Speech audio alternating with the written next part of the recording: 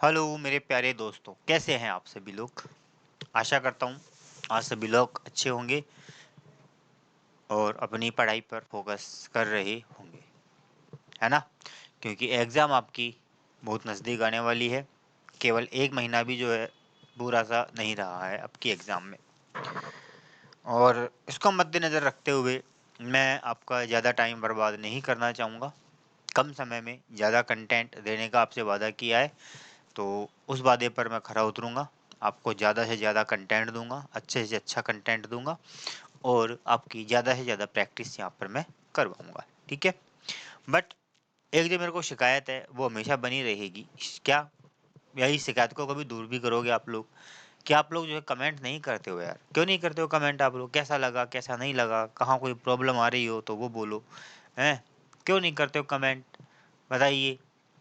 Video के description के अंदर मेरे नंबर दिए गए हैं, वहाँ पर आप व्हाट्सअप कर सकते हैं। व्हाट्सअप पे मेरे से पूछ सकते हैं।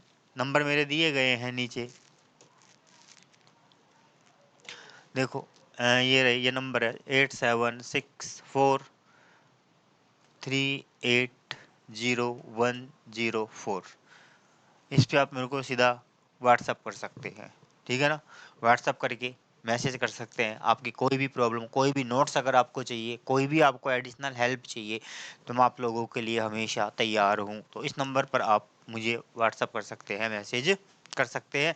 आपकी कोई प्रॉब्लम हो वो डिस्कस कर सकते हैं, ठीक है ना। तो चलो अब जो है बात करते हैं हमारे टॉपिक की। हम क्या पढ़ रहे थे? क्या पढ़ रहे थे हम लोग? Passive voice. क्या पढ़ रहे थे हम? Passive voice. पैसिव वॉइस पढ़ रहे थे, नहीं पढ़ रहे थे? यस, हाँ गुरु जी पढ़ रहे थे।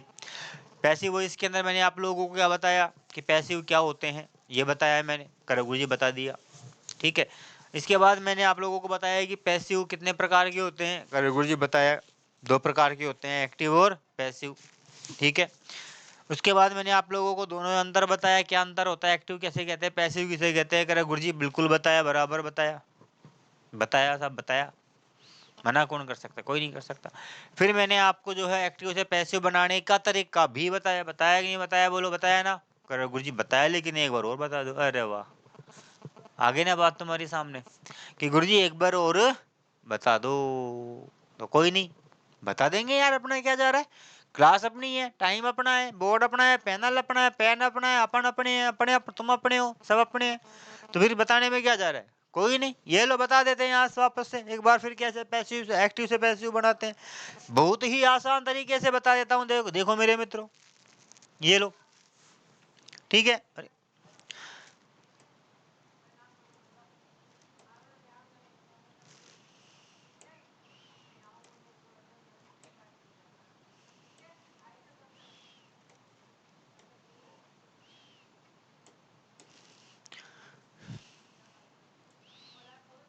बता देते हैं, रुको 1 मिनट, थोड़ा सा एक इशू आ रहा है दोस्तों।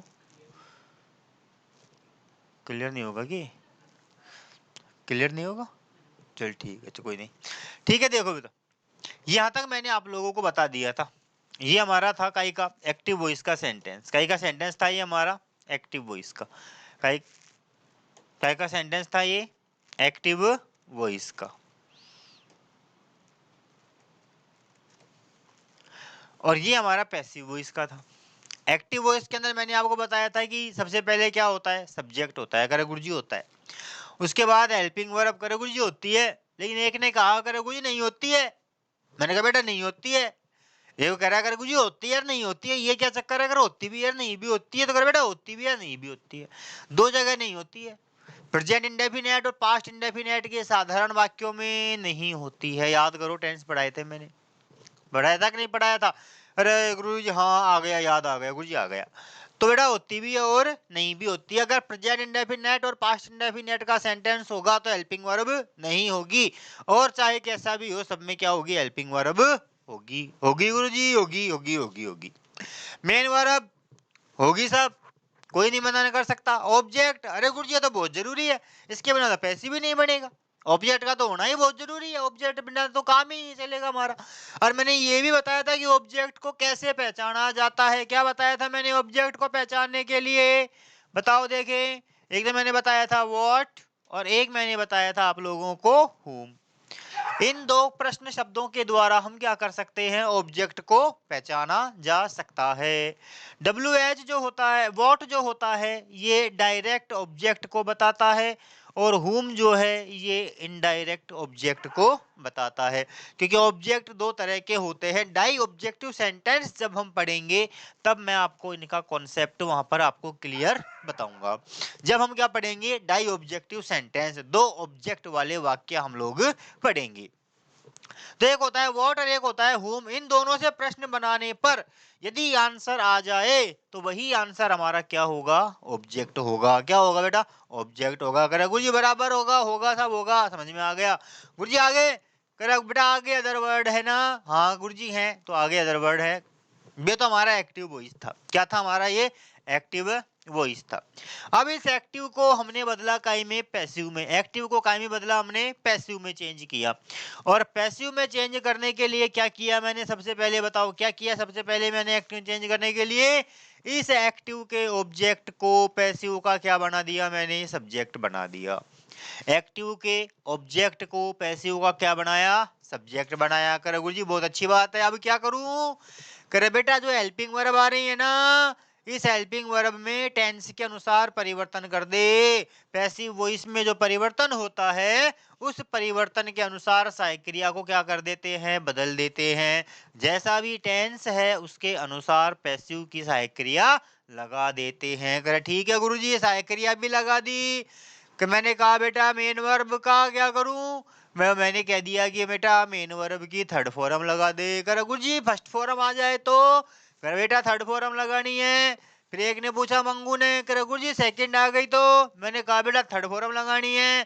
फिर ये खड़ा हो गया मेरा नंदू, नंदू बोला कर गुरुजी मैं नंदू सबका बंधु, मैं नंदू सबका बंधु। तो मैंने कहा बोल नंदू, तो सबका बंधु है तो मैं क्या करूं। कर गुरुजी मेरे तो ING फॉर्म आ गई तो, मैंने कहा बेटा ING आ गई तो भी थर्ड फॉर्म लगानी है। कौन सी लगानी है, थर्ड फॉर्म लगानी है। मैंने कहा ठीक है, थर्ड फॉर्म लगा दी गुरुजी, लगा दी। तो कैसी भी क्रिया आए हमको वर्ब कौन सी लेनी है, थर्ड फॉर्म लेनी है। कौन सी लेनी है, थर्ड फॉर्म लेनी है। ठीक है गुरुजी, अब क्या ही करूं। कर बेटा सब्जेक्ट बच गया ना, कर गुरुजी बच गया। तो मैंने कह दिया बेटा इस सब्जेक्ट को पैसिव का ऑब्जेक्ट बना दे। बना दिया गुरुजी, बना दिया गुरुजी।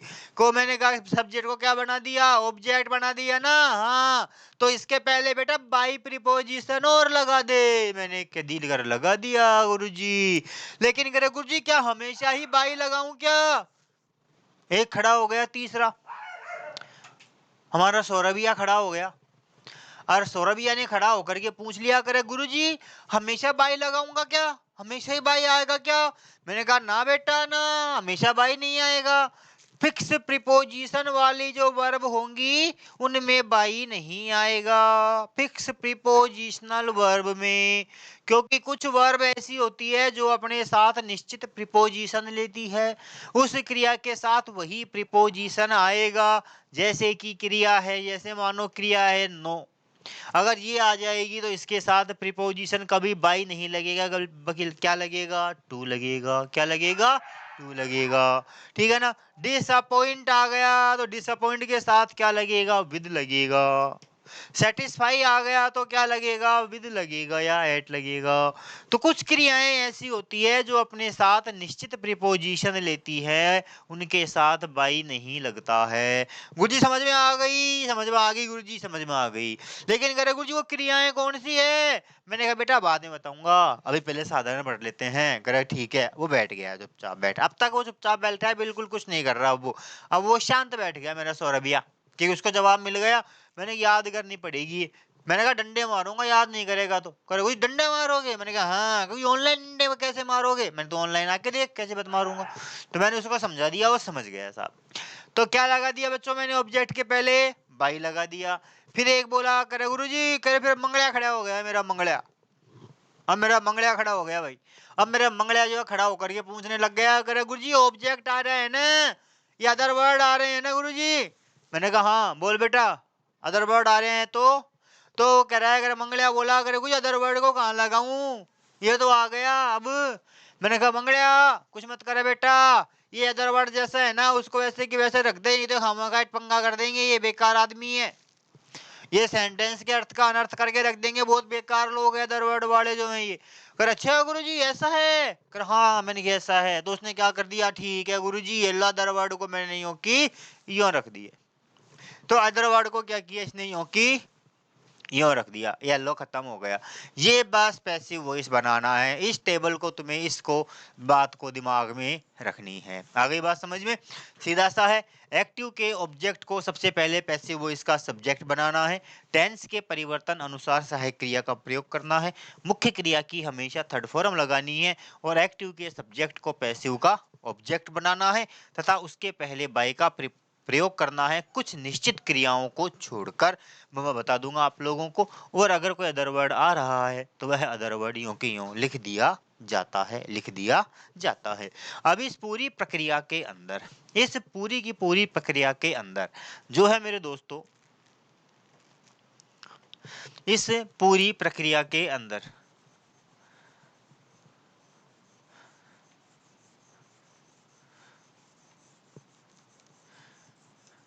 इस पूरी प्रक्रिया के अंदर थोड़ा सा भद्दा सा लग रहा है, इसलिए मैं इसको थोड़ा सा वो करता हूँ ना, डबल लिंक हो गई है ना, तो ये वही आ गया अपना। तो इस पूरी प्रक्रिया के अंदर हमने देखा कि केवल दो चेंज हो रहे हैं। कितने चेंज हो रहे हैं, दो चेंज हो रहे हैं। गुरु जी कौन से हो रहे हैं, कर एक तो ये सब्जेक्ट ऑब्जेक्ट का चेंज हो रहा है, सब्जेक्ट ऑब्जेक्ट और ऑब्जेक्ट सब्जेक्ट में जा रहा है, ठीक है गुरु जा रहा है। और दूसरा कि दूसरा गुरु जी क्रियाओं का चेंज हो रहा है, चाहे ये क्रिया कैसी भी हो, यहाँ पर क्या आ रही है, थर्ड फॉर्म आ रही है। क्या आ रही है, थर्ड फॉर्म आ रही है। और ये सहायक क्रिया भी साथ साथ क्या हो रही है, बदल रही है। तो सब्जेक्ट ऑब्जेक्ट का जो चेंज था, इसको मैंने बताया था आप लोगों को कि इसे कहा जाता है चेंज इन प्रोनाउन। क्या कहते हैं इसको, चेंज इन प्रोनाउन, ठीक है। और ये जो वर्ब का जो चेंज होता है, ये वर्ब का जो परिवर्तन हो रहा है, इस वर्ब के परिवर्तन को कहा जाता है चेंज इन टेंस। क्या कहते हैं, चेंज इन टेंस। बस इतना सा है। तो यहाँ पर केवल दो परिवर्तन होते हैं, पहला होता है प्रोनाउन में, दूसरा होता है टेंस में। तो दो तरह के क्या किए जाते हैं, यहाँ पर चेंजेज किए जाते हैं। कितने प्रकार के चेंज होते हैं, दो प्रकार के चेंज होते हैं, चेंज इन प्रोनाउन और चेंज इन टेंस। अब हम बात करते हैं एक एक परिवर्तन की, प्रोनाउन की और टेंस की। तो आ जाइए आगे बढ़ते हैं। ये देखिए, ये आ गया आपके आगे का कि देखो, ये बताया था मैंने आपको वही नियम, ट्रांसफॉर्मेशन के रूल्स, कि सबसे पहले एक्टिव वॉइस के ऑब्जेक्ट को पैसिव वॉइस का क्या बनाते हैं, सब्जेक्ट बनाते हैं। बताया था कि नहीं बताया था, बताया था गुरुजी। तो सबसे पहला काम क्या है, एक्टिव का ऑब्जेक्ट पैसिव का क्या बन जाएगा, सब्जेक्ट बन जाएगा, ठीक है। टेंस के परिवर्तन अनुसार हेल्पिंग वर्ब का यूज करते हैं, बताया था ना, वही मतलब बोला था कि नहीं बोला था मैंने, कहा हाँ गुरुजी, ऑब्जेक्ट का हेल्पिंग वर्ब लगाएंगे। मेन वर्ब की थर्ड फॉर्म लगाई जाती है हमेशा। हमेशा कौन सी फॉर्म आएगी पैसिव के अंदर, थर्ड फॉर्म आएगी। एक्टिव वॉइस के सब्जेक्ट को पैसिव वॉइस का ऑब्जेक्ट बनाकर लिखते हैं और उसके पहले क्या लगाते हैं, बाई प्रीपोजिशन लगाते हैं, बाई प्रीपोजिशन लगाते हैं, फिक्स प्रीपोजिशनल वर्ब को छोड़कर। लिख दिया मैंने, जो फिक्स प्रीपोजिशन वाली वर्ब है उनको छोड़ करके, ठीक है। तो क्या लगाते हैं, बाई का यूज करते हैं। अगला है, यदि कोई अदर वर्ड आ रहा है तो एंड में एज इट इज लिख देते हैं, उसमें कोई परिवर्तन नहीं करते हैं। अगर कोई अदर वर्ड आ भी गया तो उसमें कोई चेंज नहीं होता है। अब देखो, एक्टिव से पैसिव बनाते समय दो चेंज किए जाते हैं। देखो बता दूं आपको, एक बार इस चीज को मैं समझा देता हूँ। जैसे मैंने लिखा Ram eats some eggs daily, ठीक है। यहाँ पर राम मेरा क्या है, सब्जेक्ट है, ईट्स मेरी क्या है, वर्ब है, और सम एग्स मेरा क्या है, ऑब्जेक्ट है। ईट्स यानी खाता है, क्या खाता है, कुछ अंडे, तो ये हमारा क्या हो गया, ऑब्जेक्ट हो गया। और डेली ये हमारी क्या हो गई, एडवर्ब, ठीक है। मैंने इसका पैसिव बनाया तो क्या हुआ, eggs are some eggs are eaten by Ram daily, ये ठीक है ना। यहाँ तक का ये डेली क्या था, अदर वर्ड था, तो इसको हमने क्या कर दिया यहाँ पर यूं की यूं लिख दिया। क्या कर दिया यहाँ पर यूं की यूं लिख दिया। अगली बात समझ में, ये बस आपको बताने के लिए मैंने एक एग्जांपल क्या किया था, समझाया था। ठीक है,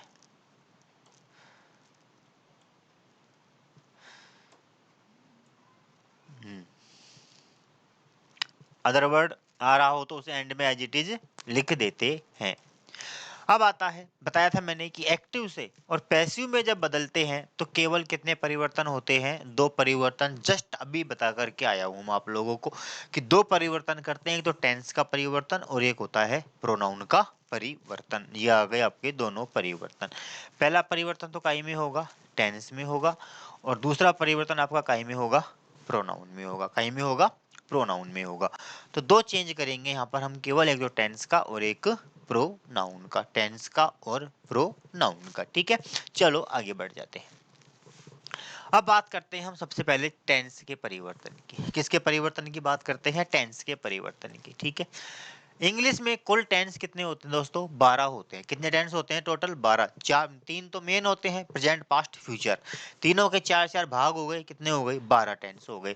लेकिन इन 12 में से 4 टेंसों का पैसिव नहीं बनता है। तीनों तो परफेक्ट कंटिन्यूअस और चौथा फ्यूचर का कंटिन्यूअस। ठीक है, तीनों तो परफेक्ट कंटिन्यूअस और चौथा फ्यूचर का कॉन्टिन्यूअस, इनका पैसिव वॉइस नहीं बनता है। और केवल 8 टेंसों का ही क्या बनता है, पैसिव बनता है, जो निम्न प्रकार है। अब देखो कैसे बनता है, देखते चलो। एक्टिव वॉइस, इधर ये पैसिव वॉइस। सबसे पहले बात करते हैं हम प्रेजेंट इंडेफिनेट की। प्रेजेंट इंडेफिनेट का मतलब क्या होता है, फर्स्ट फॉर्म में एस या ईएस या डू या डज पढ़ा चुका ना मैं आप लोगों को, टेंस पढ़ा दिए ना। कोई ये नहीं कहेगा कि सर टेंस में पहचानने में परेशानी आ रही है। ठीक है ना, टेंस में पढ़ा चुका हूँ, आपको याद होना चाहिए सेंटेंस को पहचानना कि सेंटेंस कौन से टेंस का है, कौन से टेंस का नहीं है। तो पहला जो है वो क्या है, प्रेजेंट इंडेफिनेट। यदि वाक्य में एस ई एस दिया गया हो क्रिया में, या डू या डज आ रहा हो, तो वाक्य कौन सा होगा, प्रेजेंट का इंडेफिनेट होगा। और इसका जो पैसिव बनाएंगे तो सहायक क्रिया क्या लग जाएगी, इज एम आर, और मुख्य क्रिया की कौन सी फॉर्म आ जाएगी, थर्ड फॉर्म। ठीक है, प्रेजेंट इंडेफिनेट के पैसिव में सहायक क्रिया क्या लगेगी, इज एम आर लगेगी, और मेन वर्ब की थर्ड फॉर्म आएगी। बात करें प्रेजेंट कंटिन्यूअस। प्रेजेंट कंटिन्यूअस का मतलब होता है ईजेएमआर प्लस आईएनजी। क्या होता है, ईजेएमआर प्लस आईएनजी होता है। ठीक है, तो प्रेजेंट कंटिन्यूअस की बात करें तो क्या होता है, ईजेएमआर प्लस आईएनजी। तो इसका जब पैसिव बनाएंगे तो पैसिव बनाते समय क्या हो जाएगा, ईजेएमआर तो यूं की यूं रहेंगे, कोई परिवर्तन नहीं करेंगे, केवल साथ में एडिशनल हेल्पिंग वर्ब जुड़ जाएगी बीइंग, और मेन वर्ब की थर्ड फॉर्म। आगे बात समझ में। कंटिन्यूअस में क्या किया, बीइंग जोड़ दिया और कुछ नहीं किया। परफेक्ट में बात करें, प्रेजेंट परफेक्ट का मतलब क्या होता है, हैज या have plus third form, has have plus third form होता है। तो हैज हैव अगर थर्ड फॉर्म आ रही है तो हैज हैव तो यूं की यूं रहेंगे, बस केवल क्या जोड़ना है, बीन जोड़ना है। क्या जोड़ना है, बीन जोड़ना है, और वर्ब की थर्ड फॉर्म लगानी है। आगे बात समझ में। कंटिन्यूअस में और परफेक्ट में सहायक क्रियाओं को नहीं छेड़ना है, बस केवल एडिशनल हेल्पिंग वर्ब जोड़नी है, बीइंग और बीन, और कुछ नहीं करना है। परफेक्ट कंटिन्यूअस का कोई पैसिव नहीं बनता है, नो पैसिव। परफेक्ट कंटिन्यूअस का कोई पैसिव वॉइस नहीं बनेगा। बात करें पास्ट इंडेफिनेट की।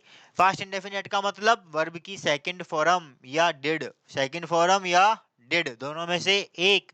तो क्या होगा, सहायक क्रिया वाज या वर का प्रयोग करेंगे। क्या करेंगे, वाज या वर का प्रयोग करेंगे, और मेन वर्ब की थर्ड फॉर्म तो सब में आनी ही आनी है, नो टेंशन है। पास्ट कंटिन्यूअस की अगर बात करें तो पास्ट कंटिन्यूअस में क्या होता है, वाज या वर होता है। क्या होता है, वाज या वर होता है। वाज या वर जब होता है तो वाज वर का क्या होगा, कुछ नहीं होगा, वाज वर अपने स्थान पर यथावत रहेंगे, बस केवल क्या जुड़ेगा, बीइंग जुड़ेगा। केवल क्या जुड़ेगा, बीइंग जुड़ेगा। ठीक है, एक मिनट।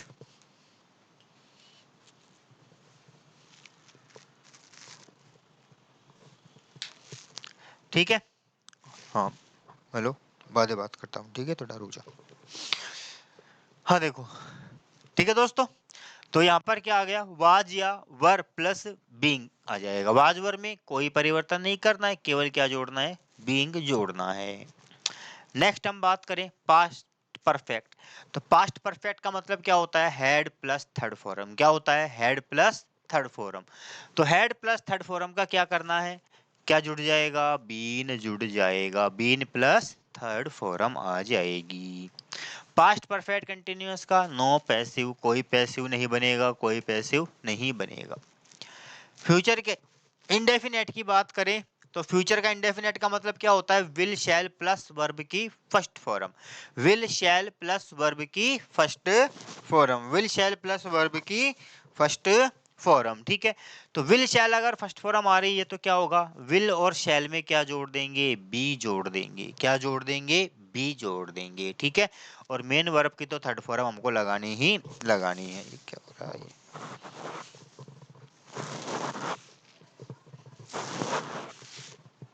ठीक है, थर्ड फॉर्म तो हमको लगानी ही लगानी है। फ्यूचर परफेक्ट की अगर कंटिन्यूअस की अगर बात करें तो फ्यूचर कंटिन्यूअस का पैसिव बनता ही नहीं है, कोई पैसिव नहीं बनेगा। फ्यूचर परफेक्ट की अगर बात करें तो फ्यूचर परफेक्ट में क्या होता है, विल हैव शैल हैव होता है, केवल क्या जोड़ना है, बीन जोड़ना है। क्या जोड़ना है, बीन। और अगर बात करूं मैं फ्यूचर परफेक्ट कंटिन्यूअस की तो फ्यूचर परफेक्ट कंटिन्यूअस का पैसिव वॉइस नहीं बनता है, कोई पैसिव नहीं बनता है। ये आपके सामने पूरा क्या है, टेंस का चेंज है, प्रत्येक टेंस का। शॉर्टकट में समझ लो इसको, भूल जाओ, बिल्कुल भूल जाओ। शॉर्टकट में समझा रहा हूं मैं आप लोगों को, बिल्कुल शॉर्ट में समझा रहा हूं मैं, ठीक है ना। दिमाग को एकदम केंद्रित करो, केवल मेरी बात सुनो, इसको मत देखो, ठीक है ना। इसको मत देखो, यहाँ कुछ नहीं है, यहाँ खाली है, बिल्कुल ब्लैंक है, ये कुछ नहीं है यहाँ पर, बिल्कुल ब्लैंक है ये। ठीक है, मेरी बात गौर से सुनो, केवल 3 लाइनें सुननी है बस, केवल 3 लाइनें बस। ठीक है, अगर इंडेफिनेट आ जाए कोई सा भी तो उसके अंदर कंटिन्यूअस की हेल्पिंग वर्ब लगानी है। आगे बात समझ में, इंडेफिनेट कोई सा भी आ जाए तो केवल उसमें क्या करनी है, कंटिन्यूअस की हेल्पिंग वर्ब लगानी है, दैट्स इट, माता फोड़ी खत्म। आ गई बात समझ में। अगर कंटिन्यूअस आ जाए तो कुछ भी नहीं करना, केवल बीइंग जोड़ना है। क्या जोड़ना है, कंटिन्यूअस में बीइंग जोड़ना है। ठीक है, माता फोड़ी खत्म। और कुछ परफेक्ट आ गया तो परफेक्ट में भी कुछ नहीं करना है, जो है वही रहेगा, केवल बीन जोड़ना है। केवल क्या जोड़ना है, बीन जोड़ना है, दैट्स ऑल, माता फोड़ी खत्म। परफेक्ट कंटिन्यूअस का पैसिव बनता ही नहीं है, 3 लाइनों में तुम्हारे पैसिव का चेंज खत्म। आ गई बात समझ में, देख लो चाहे यहाँ पर इंडेफिनेट जहां भी आ रहा है वहां पर कंटिन्यूअस की वर्ब आ रही है कि नहीं आ रही है, आ रही है ना, आ रही है ना गुरुजी, आ रही है। तो इंडेफिनेट जहां भी आएगा वहां सहायक क्रिया कंटिन्यूअस की ठोक देनी है, माता फोड़ी नहीं, बिल्कुल सोचे विचार के बिना। इंडेफिनेट आ जाए तो सहायक क्रिया कंटिन्यूअस की ठोकनी है, कंटिन्यूअस आ जाए तो केवल बीइंग ठोकना है, और अगर परफेक्ट आ जाए तो बीन ठोकना है। माता फोड़ी खत्म हो गई, टेंसों का चेंज खत्म हो गया। और मेन वर्ब तो हमेशा ही कौन सी रहनी है, वर्ब की थर्ड फॉर्म लगानी है, और कोई करना ही नहीं है, यही बस सहायक क्रिया है। सहायक क्रिया का कॉन्सेप्ट आ गया समझ में, बोलो आ गया ना सहायक क्रिया का कॉन्सेप्ट समझ में आप लोगों के, है ना। इंडेफिनेट के अंदर सहायक क्रिया कंटिन्यूअस की लगानी है, इंडेफिनेट में सहायक क्रिया कंटिन्यूअस की लगानी है, बोलो क्लियर।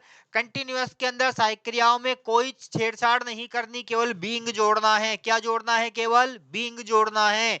और अगर परफेक्ट आ जाए तो गुरुजी करे बेटा कुछ मत करना, परफेक्ट में भी केवल बीन जोड़ देना बस, और कुछ मत करना। गुरुजी परफेक्ट कंटिन्यूअस का क्या करूं, भाटे में कुएं में पटक दे भाटा बांध करके, कुछ मत करे, ये बस ये है, माता फोड़ी खत्म, दैट्स ऑल, टेंशन खत्म, टेंसों की टेंशन खत्म। ये तुम्हारा क्या था, टेंसों का परिवर्तन। आ गया समझ में, बोलो मेरे दोस्तों, आ गया क्या समझ में, यहाँ तक का क्लियर है। बस ये चीजें ध्यान में रखनी है, ये टेंस का परिवर्तन आप लोगों को करने का है, और कुछ नहीं करने का है। क्लियर, बोलो क्लियर, बोलो क्लियर दोस्तों। चलो तो ठीक है, गर्मी लगने लग गई यार थोड़ा।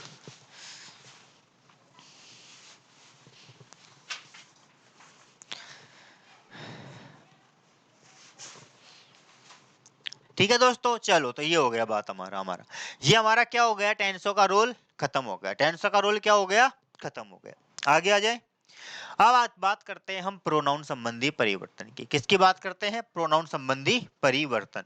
और प्रोनाउन संबंधी परिवर्तन में क्या है, देखो ये हमारा सब्जेक्टिव केस और ये हमारा ऑब्जेक्टिव केस। मैं आप लोगों को बता दूं, जब हम नाउन पढ़ते हैं, क्या पढ़ते हैं, नाउन, तो नाउन के जब केसेस पढ़ते हैं तो नाउन के केसेस में तीन तरह के केस पढ़ते हैं हम, सब्जेक्टिव केस, ऑब्जेक्टिव केस और possessive case. Subjective case, objective case और पजेसिव केस।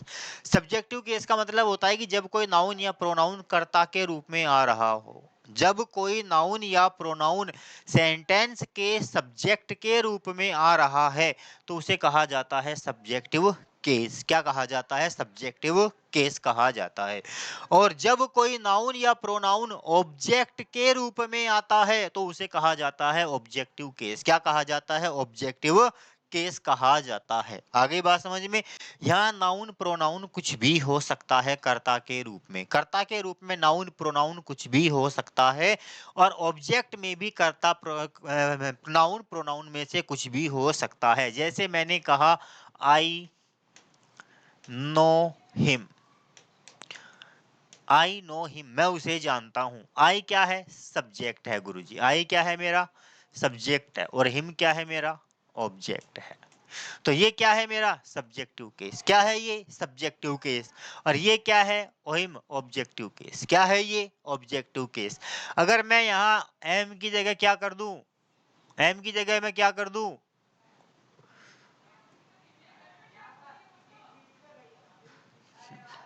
एम की जगह क्या कर दूं मैं,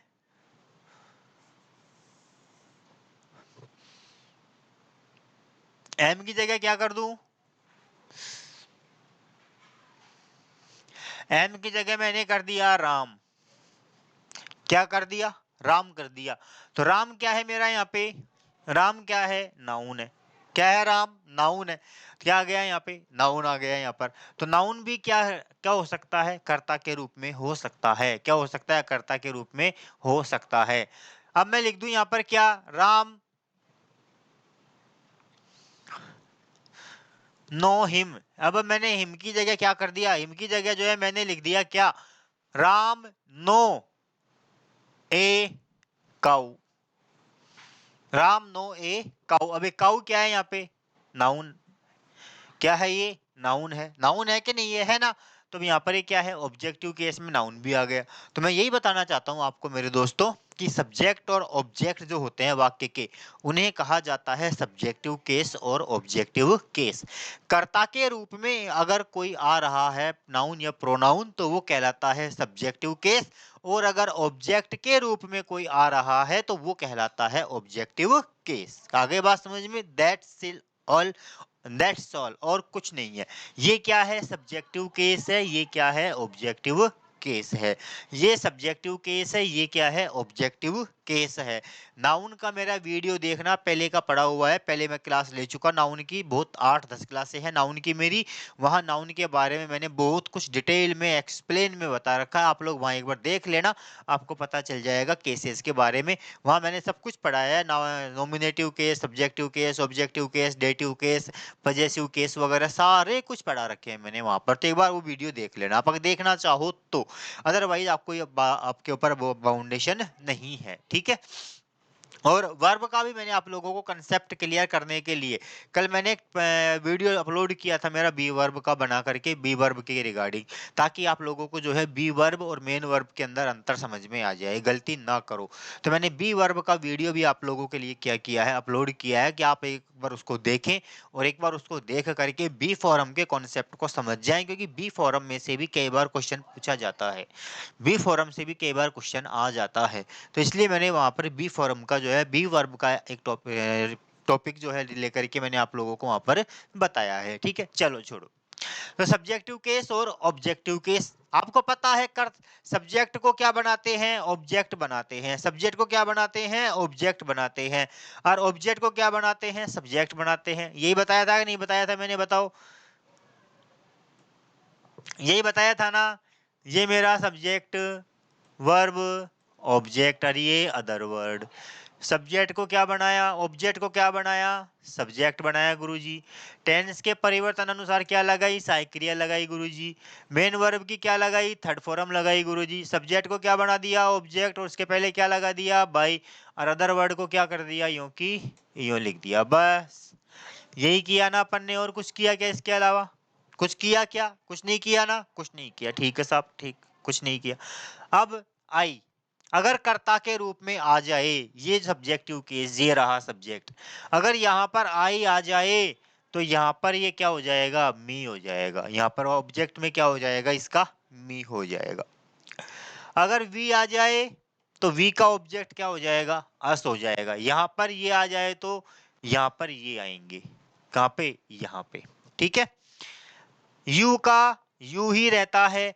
यू का समझ लो, अगर दी यू क्रिया के पहले है तो कर्ता होगा, और क्रिया के बाद है तो कर्म होगा। अगली बात समझ में? यू कंफ्यूज करता है कई बार कि यू का क्या कर्ता है या कर्म है, सब्जेक्ट है या ऑब्जेक्ट है। तो सीधा सा लॉजिक है, अगर वर्ब के पहले आ रहा है तो वह सब्जेक्ट होगा, वर्ब के पहले आ रहा है तो वह सब्जेक्ट होगा, और अगर वर्ब के बाद आ रहा है तो वो है ऑब्जेक्ट होगा। That's it. आ गई बात समझ में? तो यहाँ पर अगर यू अगर यहाँ आ जाए तो ये सब्जेक्ट होगा, और यहाँ पर आ गया तो ये क्या होगा? ऑब्जेक्ट होगा। क्या होगा? यहाँ पर ऑब्जेक्ट होगा। ठीक है, चलो आगे। दे का दे क्या है, टाइपिस्ट मेरा है ना, ये मरवा के छोड़ेगा। दे का क्या होता है दोस्तों? दैम हो जाएगा। दे का क्या हो जाएगा? दैम हो जाएगा। ही का हिम हो जाएगा। शी का हर हो जाएगा। इट का इट ही रहेगा, और नाम का नाम आ जाएगा। ठीक है, ये देख लो। आ गई बात समझ में? ये अगर सब्जेक्टिव केस हैं तो काय में चेंज होंगे? ऑब्जेक्टिव में। और अगर ये ऑब्जेक्टिव है तो काय में चेंज होंगे? सब्जेक्टिव में। समझ गए आप लोग? इस एरो से समझ जाना। ठीक है ना? आ गया ना समझ में? अगर आई आ जाए तो आई का क्या करना है? मी करना है। आई का क्या कर देना है? मी करना है। वी का क्या करना है? अस करना है। यू का यू ही रहेगा। दे का दैम हो जाएगा। ही का हिम। शी का हर। इट का इट। नाम का नाम ही रहेगा। ये तो हो गया सब्जेक्ट से ऑब्जेक्ट में। अब करे गुरुजी अगर ये ऑब्जेक्ट आ जाए तो बेटा अगर ये सारे वाक्य में आ रहे हैं तो इनका क्या हो जाएगा? ये आ जाएगा, और इनका ये आ जाएगा। बस यही तो आपस में परिवर्तन हो रहे हैं, सब्जेक्ट ऑब्जेक्ट में, ऑब्जेक्ट सब्जेक्ट में। बस सब्जेक्ट ऑब्जेक्ट में, ऑब्जेक्ट सब्जेक्ट में, सीधा सा है, कुछ नहीं करना है। गुरुजी मी आ गया तो बेटा आई कर दे कर्ता के रूप में सब्जेक्ट में। गुरुजी ऐसा आ गया तो मैं क्या करूं? करे कुछ मत करे बेटा, वी कर दे, वी कर देना है। यू आ जाए तो यू ही रहना है। देम का दे, हिम का ही, हर का शी, इट का इट, नेम का नेम ही रहेगा। कोई चेंज नहीं करना है। ये आपके प्रोनाउन का परिवर्तन है। क्या है? ये आपके प्रोनाउन का परिवर्तन है। क्लियर है? ये आपको याद करनी है टेबल, ये आपको याद रहना चाहिए। ठीक है, गलती नहीं होनी चाहिए। और एक चीज और, नरेशन और वॉइस दोनों कंफ्यूज करते हैं जब हम दोनों को पढ़ते हैं तो। नरेशन और वॉइस, क्योंकि वहां भी objective case, possessive case, dative case आते हैं किसमें? नरेशन में। और यहाँ भी ये चेंज होते हैं, तो वहां पर आकर के आप लोग कंफ्यूज हो जाते हो। उसका उसका मतलब दोनों का मिक्सअप कर देते हो। दोनों मिक्सअप नहीं करना है। नरेशन का कॉन्सेप्ट अलग चलता है, पैसिव का कॉन्सेप्ट अलग चलता है। लेकिन कई स्टूडेंट क्या करते हैं? वॉइस और नरेशन दोनों का मिक्सअप कर देते हैं, कचरा करके पटक देते हैं। तो कचरा नहीं करना है दोनों का। किसका? नरेशन का और वॉइस का कचरा बिल्कुल भी नहीं करना है। आगे बात समझ में? ये चीज है। हो गया दोस्तों ये? चलो ठीक है, ये आपका हो गया। अब आगे बढ़ जाएं। कुछ इसमें क्या है, कुछ एक बातें हैं इंपॉर्टेंट जो मैं आप लोगों को बताना चाहूंगा, वो देख लीजिए क्या क्या बातें हैं। पहली बात तो ये कि अगर एक्टिव वॉइस में सब्जेक्टिव केस आ रहा है तो उसे पैसिव में क्या करते हैं? ऑब्जेक्टिव केस में चेंज कर देते हैं। मैंने बता दिया ना, अभी अभी जस्ट बताया है, अभी अभी जस्ट बताया है कि सब्जेक्टिव केस आ जाए तो किस में बदल देंगे? ऑब्जेक्टिव केस में बदल देंगे। ठीक है। दूसरा, अगर ऑब्जेक्टिव केस आ रहा है तो उसे क्या करते हैं? सब्जेक्टिव केस में बदल देते हैं। जस्ट अभी अभी बताया है, ये बता रखा, ऑब्जेक्ट को सब्जेक्ट में बदल देते हैं। ठीक है। अब देखो, यदि एक्टिव वॉइस में सब्जेक्ट के रूप में इनडेफिनेट प्रोनाउन हो, अननोन सब्जेक्ट या नॉनसेंस सब्जेक्ट, नॉनसेंस सब्जेक्ट आ जाए, कौन कौन से होते हैं? Someone, somebody, anyone, anybody, no one. ये नो वन है बेटा, ध्यान रखना है ना। No one, nobody, everyone, everybody, people, they, all, one, all इत्यादि। ये सारे के सारे जो करता है ना, ये सारे के सारे प्रोनाउन जो है, इनको क्या कहते हैं हम? इंडेफिनेट प्रोनाउन कहते हैं। क्या कहते हैं इनको? इंडेफिनेट प्रोनाउन कहते हैं। अगर ये इंडेफिनेट प्रोनाउन किसके रूप में आ रहे हैं? सब्जेक्ट के रूप में आ रहे हैं। किस रूप में आ रहे हैं? सब्जेक्ट में आ रहे हैं। तो इनको ऑब्जेक्ट बनाकर लिखने की आवश्यकता नहीं है। अगर मान लो ऑप्शन में दे दिया तो आप कर दो, अदरवाइज डेस्क्रिप्टिव के अंदर इसकी कोई बात जरूरत नहीं है। और मॉडर्न ग्रामर तो यह कहती है, modern grammar Geoffrey Leech and Greenbaum की जो बुक है, लीच ग्रीनबम जो राइटर है, इसके अलावा एजे थॉमसन वगैरह जो है, वो तो यहाँ तक कह देते हैं कि पैसिव वॉइस के वाक्य में ऑब्जेक्ट को लिखने की आवश्यकता ही नहीं है, वहां लिखना भी कोई जरूरी नहीं है। ठीक है ना। ग्रीन बम ने तो क्विर्क एंड ग्रीन बम की बुक पढ़ना, यूनिवर्सिटी ग्रामर। तो क्विर्क एंड ग्रीन बम की यूनिवर्सिटी ग्रामर के अंदर लिखा हुआ है कि according to the modern grammar there is no necessity to mention an agent in the passive voice, कि पैसिव वॉइस के वाक्य में एजेंट को मेंशन करने की कोई आवश्यकता नहीं है। दैट्स यहाँ पर केवल but you have to show only that the work has been done, केवल इतना बताना है कि काम हुआ है और कुछ नथिंग एल्स। बस पैसिव सेंटेंस लिखने का मकसद क्या है? केवल यह बताना that the work has been done on a something, ठीक है, and the effect of the verb, और क्रिया का प्रभाव बताना, बस और कुछ नहीं। किसने किया, कैसे किया, वो कोई लेना देना नहीं है, बस केवल काम होना चाहिए हमारा, ये चीज है बस केवल। ठीक है, तो ये बात है। तो यहाँ पर अगर ये कर्ता के रूप में आ जाए तो इनको लिखने की आवश्यकता नहीं है, इनको ऑब्जेक्ट में लिखने की आवश्यकता नहीं है। यदि एक्टिव में कोई प्रोफेशनल पर्सन, पर्सन का मतलब जैसे doctor, engineer, advocate, lawyer, police, जज, teacher, shopkeeper, barber, washerman, nurse इत्यादि दिए गए हों तो इन्हें भी पैसिव में ऑब्जेक्ट बनाकर लिखने की आवश्यकता नहीं है। प्रोफेशनल पर्सन अर्थात जो अपने किसी एक विशेष व्यवसाय से जुड़ा हुआ है, प्रोफेशनल पर्सन की बात हो रही है। प्रोफेशनल जैसे डॉक्टर है, तो डॉक्टर का काम कौन करेगा? डॉक्टर ये करेगा कि नहीं करेगा? जैसे मान लो सुई लगानी है, क्या लगानी है? सुई लगानी है। अब सुई लगाने का काम कौन करेगा? डॉक्टर या नर्स या कंपाउंडर, वही करेंगे कि नहीं करेंगे? हैं? किसी हम मेरे को बुला ले, किसी गुरुजी को बुला लिया, अरे अगर गुरुजी को बुला लो, गुरुजी सब जानते हैं, गुरुजी है, गुरुजी को सब आता है, सब पढ़ाते हैं बालकों को, डॉक्टर बनाना से वही सिखाते हैं गुरुजी। गुरुजी को ले आओ, गुरुजी को ले आए, करा ले गुरुजी सुई लगा दे, अब गुरुजी करा कहाँ लगाऊं सुई यार, गुरुजी को पता ही नहीं है। अरे गुरुजी ने उठाकर ये ठोक दी, गस देर से सुई ठोक दी, अरे मर गया, अरे कर कलेस कट गया, ये ले लग गई सुई, हो गया, बेड़ा पार हो गया। लगा सकता है? नहीं लगा सकता। काम कौन करेगा? डॉक्टर ही करेगा। करेगा कि नहीं करेगा? करेगा। टीचर का काम है पढ़ाने का, तो टीचर ही पढ़ाएगा। टीचर की जगह आप किसी दुकानदार को बढ़िया को लाके बिठा दिया दुकान पे, तो वो हिसाब किताब देख, दूनी दो, दो का चार, चार का छह, 12 का 20 करके बता देगा वो, और कुछ नहीं करेगा। पढ़ाने के नाम पर 11 करवा जाएगा बालकों को, और कुछ नहीं है लेना देना, माता फोड़ी खत्म।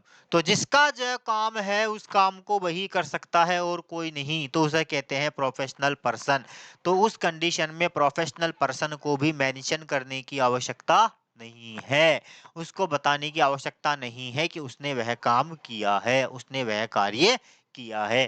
तो ये प्रोफेशनल पर्सन के रिगार्डिंग आपको मैंने नियम बता दिया। ठीक है, तो एक्टिव वॉइस में अगर प्रोफेशनल पर्सन आ जाए तो उसे ऑब्जेक्ट बनाकर लिखने की आवश्यकता नहीं है। अगला है, यदि एक्टिव वॉइस में वर्ब के बाद कोई प्रीपोजिशन आ जाए, इसको बहुत ध्यान से ध्यान रखना इस चीज को, ठीक है ना। ये कई बार कंफ्यूज कर जाता है कि अगर अभी आया भी था, एग्जांपल बताया भी था मैंने आप लोगों को, है ना। एक आज शायद एक टेस्ट सीरीज करवाई होगी मैंने, टेस्ट सीरीज के अंदर एग्जांपल भी आया हुआ है इसका। अगर मान लो कोई प्रीपोजिशन, प्रीपोजिशन जानते हो ना, in, on, under, between, among, after, before, every, ever वगैरह, ये सारे क्या है? प्रीपोजिशन है। तो अगर सेंटेंस में कोई प्रीपोजिशन आ जाए तो उसके बाद, प्रीपोजिशन के बाद कभी भी ऑब्जेक्ट नहीं होता है, बल्कि वह एडवर्ब होती है। आ गई बात समझ में? प्रीपोजिशन के बाद कभी भी वर्ब ऑब्जेक्ट नहीं होगा, प्रीपोजिशन के बाद कभी भी ऑब्जेक्ट नहीं होगा, केवल क्या होगी? एडवर्ब होगी। केवल क्या होगी? एडवर्ब होगी। आ गई बात समझ में? बोलो, क्लियर है? चलो, लेकिन नोट डाल दिया मैंने, देखो यहाँ पर, यदि प्रीपोजिशन के बाद प्रीपोजिशन किसके रूप में आ रहा है, फ्रेजल वर्ब के रूप में आ रहा है, लेकिन अगर वही प्रीपोजिशन किस रूप में आ जाए, फ्रेजल वर्ब में आ जाए, तो फिर उसके बाद ऑब्जेक्ट हो सकता है। सिंगल प्रीपोजिशन है तो कोई जरूरी नहीं है, लेकिन अगर दी फ्रेजल वर्ब में आ रहा है तो फिर उसका ऑब्जेक्ट आएगा ही आएगा। एक्टिव वॉइस में कोई एडवर्ब आ रही है, एमपीटी, एमपीटी का मतलब होता है adverb of manner, adverb of place, adverb of time, समय को, स्थान को, का तरीके को बताने वाले शब्द जो होते हैं, अगर वो वाक्य में आ रहे हैं तो वो ना तो सब्जेक्ट होते हैं ना ही ऑब्जेक्ट होते हैं, बल्कि उन्हें क्या माना जाता है, अदर वर्ड। देखते हैं ना, टुडे वाक्य के शुरू में आ गया, कोई वाक्य के एंड में आ गया, तो ना तो सब्जेक्ट होते हैं ना ही ऑब्जेक्ट होते हैं। ठीक है, अब चलो ठीक है, यहां तक का मैंने आज आप लोगों को क्या कर दिया बेटा, ये कंप्लीट मैंने आप लोगों को क्लियर बता दिया। ठीक है, यहां तक का मैंने आप लोगों को क्या कर दिया, कंप्लीटली क्लियर बता दिया। ठीक है, ठीक है मेरे दोस्तों, तो ये देखिए क्लियर है यहाँ तक का, कुछ नहीं किया है आज मैंने आप लोगों को, केवल चेंज बताए हैं ना, प्रोनाउन के चेंज और एडवर्ब के चेंजेस। ठीक है, शुरू से अगर देखना चाहते हैं तो कुछ नहीं है, केवल हमने जो किया है वो बता देता हूं मैं आप लोगों को, बस ये टेंसों का परिवर्तन, बस यहाँ से स्टार्ट किया था हमने, यहीं से स्टार्ट किया था ना, बताओ यहीं से किया था कि नहीं किया था, करेगू जी यहीं से किया था, ये किया, इसके बाद में क्या किया, ऑब्जेक्ट पैसिव वगैरह का, ये देखो एक्टिव के ऑब्जेक्ट को पैसिव का सब्जेक्ट बनाते हैं, टेंस के अनुसार हेल्पिंग वर्ब लगाते हैं, मेन वर्ब की थर्ड फॉर्म लगाते हैं, सब्जेक्ट को ऑब्जेक्ट बना देते हैं, उसके पहले बाई लगाते हैं, अदर वर्ड आ रहा है तो उसको लिख दिया जाता है, पैसिव से एक्टिव, एक्टिव से पैसिव में दो चेंज होते हैं, टेंस का और प्रोनाउन का। ठीक है, सबसे पहले हमने टेंस का परिवर्तन देखा,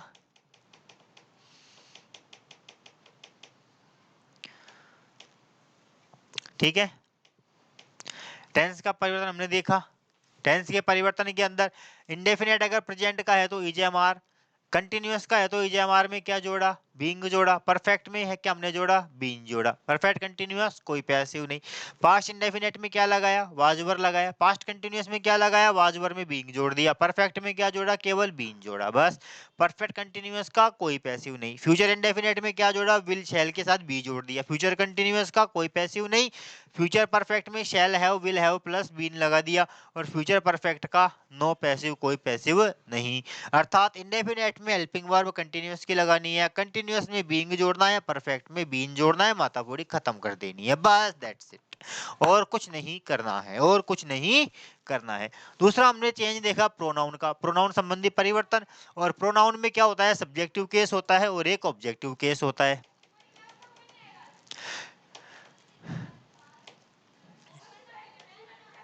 ठीक है ना, ये सब्जेक्टिव केस, ये ऑब्जेक्टिव केस, अगर ये सारे सब्जेक्ट के रूप में आ रहे हैं तो इन्हें किस में बदल दिया जाता है, ऑब्जेक्ट के रूप में बदल दिया जाता है, और अगर ये सारे ऑब्जेक्ट में आ रहे हैं तो इन्हें किस में चेंज कर दिया जाता है, सब्जेक्ट में चेंज कर दिया जाता है, आई का मी का आई, वी का अस का वी, यू का यू का यू, क्रिया के पहले है तो कर्ता होगा, क्रिया के बाद है तो ऑब्जेक्ट होगा, ही का हिम का ही, देम दे का देम का दे, शी का हर का शी, इट का इट ही रहेगा यू की तरह, और नाम है तो नाम में कोई परिवर्तन नहीं होगा, नाम का नाम ही रहेगा। इसके बाद हमने देखे थे ये ठीक है, एक्टिव में सब्जेक्टिव केस हो तो उसे पैसिव में क्या करते हैं, ऑब्जेक्टिव केस में बदल देते हैं, और ऑब्जेक्टिव केस हो तो उसे क्या करते हैं, सब्जेक्टिव केस में बदल देते हैं। यदि एक्टिव वॉइस में सब्जेक्ट में ये इंडेफिनेट प्रोनाउन आ रहे हैं तो इन्हें ऑब्जेक्ट बनाकर लिखने की आवश्यकता नहीं है, अगर ये प्रोफेशनल पर्सन आ रहे हैं तो इन्हें भी ऑब्जेक्ट के बनाकर लिखने की आवश्यकता नहीं है। एक्टिव में वर्ब के बाद अगर कोई प्रीपोजिशन है तो उसके बाद ऑब्जेक्ट नहीं होगा, लेकिन अगर वही प्रीपोजिशन फ्रेजल वर्ब के रूप में है तो क्या होगा, ऑब्जेक्ट होगा। ठीक है, यदि एक्टिव वॉइस में कोई एडवर्ब दी गई है तो वह ना तो सब्जेक्ट होगी ना ही ऑब्जेक्ट होगी, बल्कि क्या मानी जाएगी, अदर वर्ड मानी जाएगी, क्या मानी जाएगी, अदर वर्ड मानी जाएगी। तो यहां तक मैंने आज आप लोगों को क्या किया, मामला क्लियर बताया। बोलो यहाँ तक कोई दिक्कत है आप लोगों को? बताइए दोस्तों मेरे, बताओ मेरे प्यारे दोस्तों, कोई प्रॉब्लम है यहाँ तक आपको? कोई डाउट, कोई संदेह? बताइए, कोई डाउट है क्या, कोई संदेह है क्या, कोई कंफ्यूजन है क्या? I think no, I think no, there is no confusion, क्योंकि मैंने एक एक चीज आपको अच्छे से बारीकी से समझाने को। सांस भर गया, पानी पी लूं? चलो तुम कहते हो तो पी लेता हूँ, वरना मैं नहीं पीता पानी, तुम्हारे कहने से पानी पी रहा हूँ मैं।